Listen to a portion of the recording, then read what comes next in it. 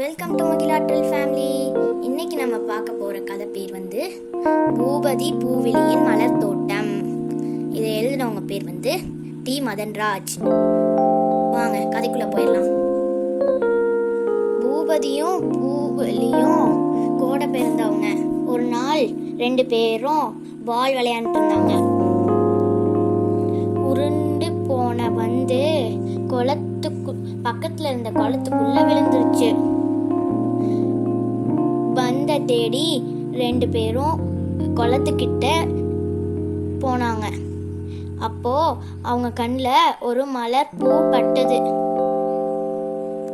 2 பேரும் அம்மா கிட்ட போய் அந்த குளத்துல பார்த்த மலரை பறிச்சு கொடுக்க சொன்னாங்க. அம்மா அவங்களோட குளத்துக்கு போனாங்க. அது ஒரு தாமரை பூன்னு சொன்னாங்க. அம்மா எங்களுக்கு ஒரு தோட்டம் வேணும் அப்படின்னு அவங்க 2 பேரும் சேர்ந்து அம்மா கிட்ட கேட்டாங்க. என்னால முடியாது, அப்பா கிட்ட போய் கேளுங்க அப்படின்னு சொன்னாங்க அம்மா.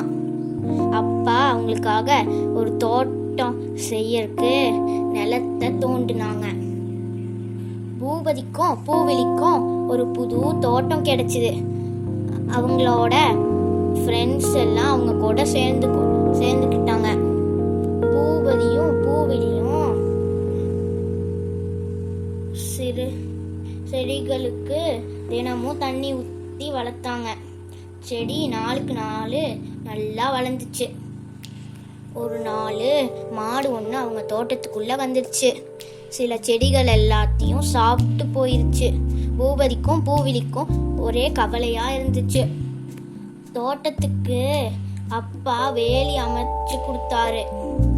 பூபதியும் பூவிலியும் ஒரு பலகை எடுத்து பூக்களை பறிக்காதீங்க அப்படின்னு வேலியில மாட்டி வச்சுட்டாங்க. சாயங்காலம் பூபதியும் பூவிலியோட ஃப்ரெண்ட்ஸ் எல்லாரும் தோட்டத்துக்கு வந்தாங்க. பூக்கள்ல உட்கார்ற பூச்சிகளோட துரத்தி விளையாண்டாங்க. தோட்டத்தோட குளத்துல 2 வாத்து வந்திருந்தது. வாத்துகளை கண்ட குழந்தைங்க இருவரும் ரொம்ப மகிழ்ச்சியானாங்க. பேப்பர்ல போட் செஞ்சு அதை குளத்துல விட்டு விளையாடினாங்க. அன்னைக்கு பூவிலியோட பிறந்த நாள். அம்மா பர்த்டே ஸ்பெஷலா இட்லியும் பணியாரமும் செய்யறதுல கவனமா இருந்தாங்க. பூவிலி அம்மாவுக்கு உதவி செஞ்சான்.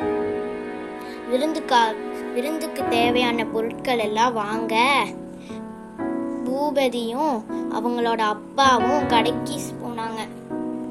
பூவிலியோட ஃப்ரெண்ட்ஸ் எல்லாம் சேர்ந்து கலரா பலூன் எல்லாம் ஊதி தொங்க விட்டாங்க. பேப்பர்ல தோரணம் எல்லாம் செஞ்சு சுவரை அழகுபடுத்தினாங்க. பூவிலியோட அத்தை அவங்களுக்கு ஒரு பூ கொத்த பரிசா கொடுத்தாங்க.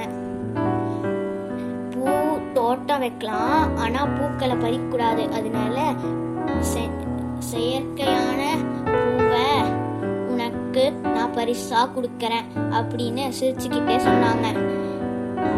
எல்லாரும் சேர்ந்து சிரிச்சு மகிழ்ச்சியா இருந்தாங்க.